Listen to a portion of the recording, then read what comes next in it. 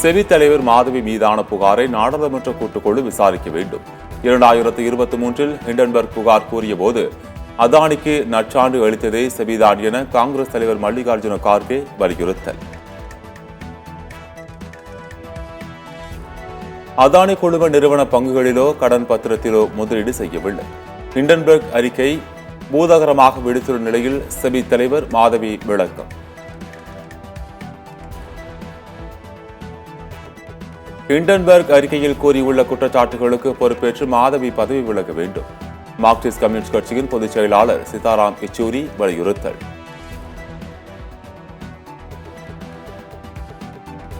அதிக மகசூல் பருவநிலையை தாக்குப்பிடிக்கும் 109 புதிய பயிர் ரகங்கள் அறிமுகம். புதிய பயிர் வகைகளை அறிமுகம் செய்து வைத்த விஞ்ஞானிகள், விவசாயிகளுடன் பிரதமர் மோடி கலந்துரையாடல். திண்டுக்கல் மாவட்டத்தில் பலத்த காற்றுடன் கனமழை. பழனியில் மழைநீர் வடிகால் முறையாக அமைக்காததால் வீடுகளுக்குள் செல்லும் மழைநீர். தமிழ் புதல்வன் திட்டத்தில் உள்ள இளைஞர்கள்தான் அடுத்த தேர்தலில் காஸ்ட்லி ஓட்டர்ஸ். தமிழகத்தில் நடப்பது 1000 ரூபாய் அரசு என நாம் தமிழர் கட்சி ஒருங்கிணைப்பாளர் சீமான் விமர்சனம். அவங்களுக்கு வாக்கு செலுத்தல, அது காசு கொடுத்து வாங்க பார்க்குறாங்க.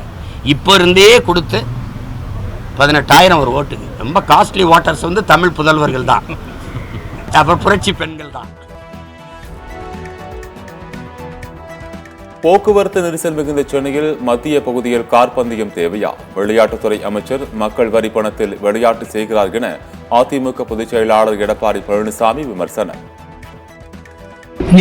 எவ்வளவு பிரச்சனை இருக்குது, இங்க இருக்கின்ற மக்களுக்கு எவ்வளவோ தேவை. இதையெல்லாம் செய்யறதுக்கு மனசுல இந்த அரசாங்கத்துக்கு கார் பந்தயம் வேணுமா? எத்தனை பேர் கார் வச்சிருக்கீங்க? இங்க கோதுருக்கீங்க பாருங்க.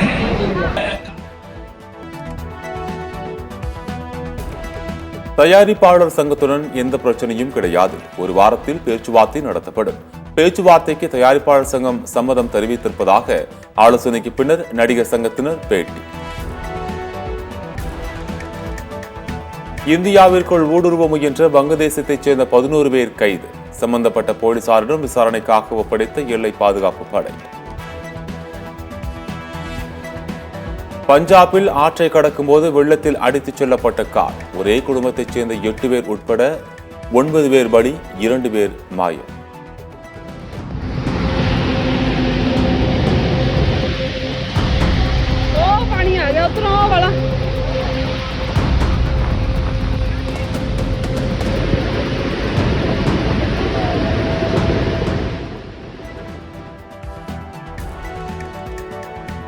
அமெரிக்க அதிபர் ரேஸில் முந்துகிறார் ஆளும் கட்சி வேட்பாளர் கமலா ஹாரிஸ். கருத்து கணிப்பு முடிவுகளால் குடியரசுக் கட்சி வேட்பாளர் ட்ரம்ப் தரப்பிற்கு அதிர்ச்சி. நான் வங்கதேசத்தில் தங்கியிருந்தால் இன்னும் பல உயிர்கள் பலியாக இருக்கும் என மௌனத்தை கலைத்தார் ஷேக் ஹசீனா. தனது பேச்சுக்கள் திரித்து வன்முறையாக உருவாக்கினார்கள். எல்லாமே அமெரிக்காவின் சதி என பரபரப்பு குற்றச்சாட்டு. ஒலிம்பிக்கில் தங்கம் வென்று பாகிஸ்தான் திரும்பிய ஈட்டி எறிதல் வீரர் அர்ஷத் நதீமுக்கு உற்சாக வரவேற்பு. எனக்காக வேண்டிக் கொண்ட இந்திய வீரர் நீரஜ் சோப்ராவின் அம்மாவுக்கு நன்றி கடன் பட்டுள்ளேன் என உருக்கம். பதக்கம் வாங்கவில்லை என்றாலும் நாட்டுக்காக வினேஷ் போகத் செய்ததை யாரும் மறந்துவிடாதீர்கள். ஒலிம்பிக் ஈட்டி எறிதலில் வெள்ளிப்பதக்கம் வென்ற இந்திய வீரர் நீரஜ் சோப்ரா வினேஷ் போகத்திற்கு ஆதரவு. ஒலிம்பிக்கில் வெண்கலம் வென்ற இந்திய வீரர் சரப்ஜோத் சிங்கிற்கு ஹரியானா அரசு வழங்கிய வேலை நிராகரிப்பு. விளையாட்டில் கவனம் செலுத்தப் போவதாக கூறி அரசு வேலையை ஏற்க சரப்ஜோத் சிங் மறுப்பு.